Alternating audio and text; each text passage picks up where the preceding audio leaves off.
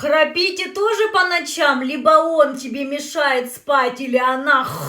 Не знаешь, как избавиться от храпа? Сейчас расскажу. Для того, чтобы расслабить мышцы горла, чтобы не было никакого храпа, тебе понадобится ватный диск, тампончик, либо просто ватку. И возьми эфирное масло именно мяты. Мята успокоит твое горлышко. 4 капельки на этот ватный тампончик будет достаточно. При этом у тебя в холодильнике 100% есть всегда лимон. Берешь кусочек лимона, разрезаешь его напополам. И буквально щепоткой соли тебе нужно будет его посыпать.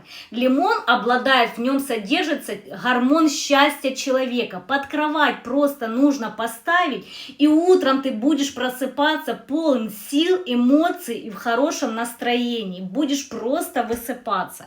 Вот так положил в тару и